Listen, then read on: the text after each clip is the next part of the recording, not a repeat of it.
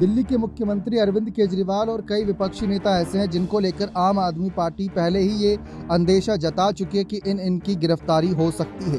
दरअसल हम बात कर रहे हैं ईडी के और सीबीआई के जांच के फैसले को लेकर कि ऐसे समय पर विपक्षी नेताओं के खिलाफ जांच हो रही है जब इलेक्शन यानी चुनाव सर पर है।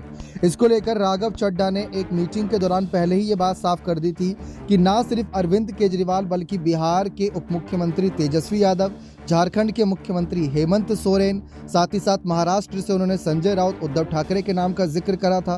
तो वहीं ममता बनर्जी के कई नेताओं पर भी अंदेशा जताया था, अखिलेश यादव के भी कई नेताओं पर अंदेशा जताया था।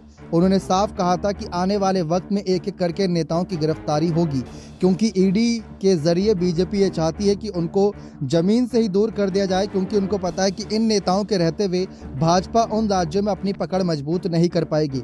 इसी वजह से वह इन सब की गिरफ्तारी करवाएगी।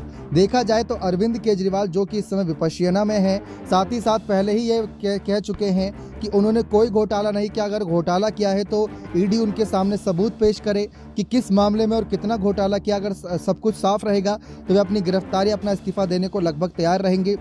ये बात पहले ही आम आदमी पार्टी के द्वारा साफ कर दी गई है, लेकिन राघव चड्ढा ने इस पर साफ अंदेशा जताया था कि संजय सिंह, मनीष सिसोदिया की गिरफ्तारी तो सिर्फ एक ट्रेलर था, लेकिन बीजेपी नेताओं के रडार पर कई सारे विपक्षी नेता हैं और अगर कल को यह नेता गिरफ्तार होते हैं तो समझ जाइएगा कि भाजपा अपना षड्यंत्र रच रही है। वह नहीं चाहती कि इन नेताओं के रहते हुए भाजपा दूसरे राज्यों में सरकार ना बना पाए। वह चाहती है कि सरकार बने और सरकार चले भी। इसी वजह से नेताओं को जेल की सलाखों तक पहुंचाना चाहते हैं या फिर इनको भ्रष्टाचार में लिप्त साबित करके जनता की नजरों में गिराना चाहते हैं। देखा जाए तो झारखंड में हेमंत सोरेन का अच्छा खासा दबदबा है।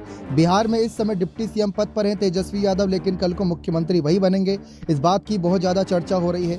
दिल्ली के मुख्यमंत्री है अरविंद केजरीवाल और 3 बार शपथ लिए हैं दिल्ली के मुख्यमंत्री पद की। चौथी बार भी अगर लेंगे तो भाजपा के लिए बड़ा नुकसान होगा और दिल्ली तक की सत्ता में केंद्र सरकार में भाजपा है तो वह तो चाहेगी ही कि दिल्ली में उनकी सरकार बन जाए। इसीलिए उन सबके खिलाफ ये साजिश रची जा रही है। ईडी के एक के बाद एक समन यहाँ पर सामने आ रही हैं।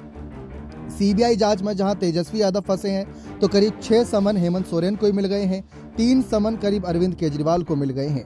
क्या आप राघव चड्ढा की इन बातों से सहमत है कि भाजपा नेताओं से डरी हुई है? तो अपनी राय कमेंट सेक्शन में जरूर रखिएगा। बहुत बहुत धन्यवाद।